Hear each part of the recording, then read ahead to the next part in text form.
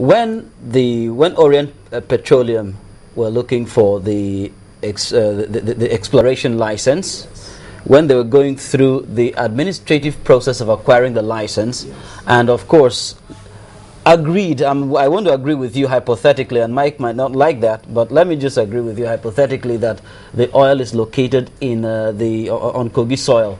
Definitely they must have had some contact with the Kogi State government.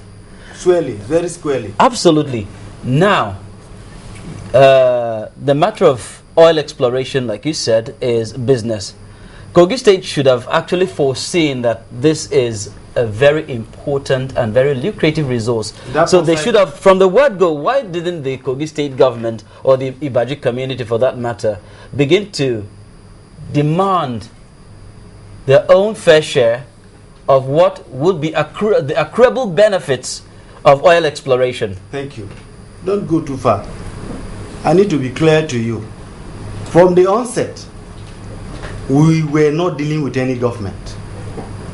Orient Petroleum Resources was the company that had been given the concessions to explore oil. But remember, the stakeholders... Hold on.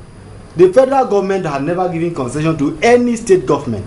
If Anambra state government was floating Orient Resources as a company of ours, Orient approached the community and Kogi State government as a company, a company exploring oil in the community. And the invitation to the event of 30th August was presented to the governor of Kogi State by Orient Petroleum Resources, not Anambra State. And the Kogi State delegation went there on the invitation of Orient Petroleum Resources, who are doing business on our soil. So the Kogi State government felt they were dealing with a private concern and not a government. Yes. Not just a private concern, a big firm that was in oil production business that are written to government. And I have a slide presentation, PowerPoint presentation of Orient Petroleum Resources stating clearly what his position is as to what refinery sites in Kogi and opportunities. I'll quickly read this to you. Options in investment. Kogi has an opportunity of investment and be a stakeholder level like River State government, has a board of representation equal to that of Anambra State government. And on this note, Kogi State had given a plot of land worth 40 million naira already to Orient. COO signed already and is waiting for Orient. A plot of land has been allocated already for the second phase of the refinery to be still by Orient. The documents are here. They came to Kogi on a PowerPoint presentation. And let us get this one clearly before Mike comes on. History is replete with the fact that the river called Anambra originated from our community. It is called Imabolo in Ankpa local, the center of Ankpa town, in Ankpa local government of Kogi State. So that's where the mouth of the Anambra River begins. That is where the river starts from. At that point, we call it Imabolo. Southeastwards, there is a local government in Kogi called All Amaboro local government. And it flows on at the back of my own village. Other tributaries are joined in. And in the point where the Ogugu people are descendants of Igala people, from the Onojuboni clan, through to Iga and Ojo. These are Igala communities around the place. These are the people, the oil-rich area of Anambra River borders with. At the point of the oil field, it is squarely in Enugu State, and Iga community. There is an Iga signboard at that point, Iga oil field. As you close to the Kogi side, where migrant farmers are living, at the point at the mount at the edge of the river, where 10 kilometers away from the back of Kogi, Orient had piped crude to the edge of Anambra River. And they are taking the Orient at the point in time is actually not refining, is only doing an early production to carry crude in barges at the edge of the river. Down that way, the communities around the place agree, and our family agree to this fact. And I put it to history. I am part of the team of Shell and ELF far back several years ago that started exploration from a community called somewhere around Odoru. And then in Alade, they had dug a well in Alade in Alade community. Another well that had been capped in Okogbo. All right, and going to the point, hold on, going to the point where we are, I have touched the capped well in question. I was at that site at Odeki. It has been capped in past, and it over records and for a period of time until Orient came. Orient had to drill through that place, dug pipes, and got to the place and found that it's productive now. And to be able to assess and to get the immediate economic benefit now, they had to go 10 kilometers away and begin to create access road to the edge of Anambra River on the Kogi side. What we see, a makeshift refinery, you will call something that in the semblance of a refinery, and where at the edge of a pipe, piped away from where the well is, the president was misinformed to imagine that the flame he saw was coming from an oil well. Inside the Anambra State? No, in Kogi State.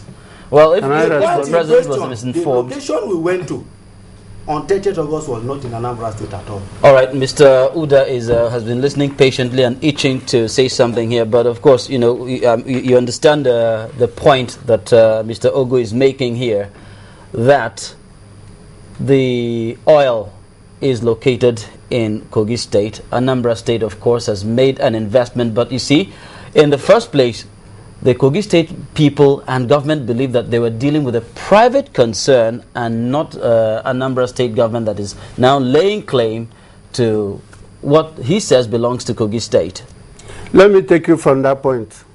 If Kogi people and Kogi government were dealing with a private concern and not with Anambra State government, why have they suddenly begun to protest against against Governor P2B for inviting Mr. President to come and commission a project he executed? But you see, that exactly gives rise to the question. Why have they left Orient now? Well, they felt they were dealing with Orient. Why are they not protesting to Orient? Why are they not calling Orient names? But I could see some of the protesters, I could see somebody who responded on the phone. Now, let me talk about Governor P2B. That is one. I've not finished. Let me answer that, Mr. Let me answer that, Mr. Uda, quickly. Okay.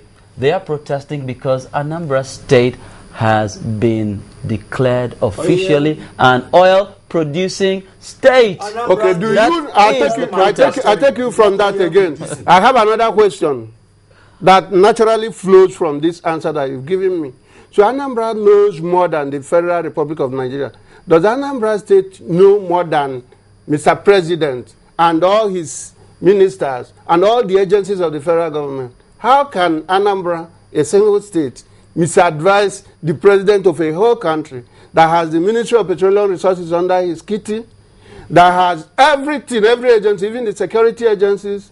Do you know what it means to invite a president to come visit a state? The security agencies will do their own job. Those people in the protocol department will do their own job.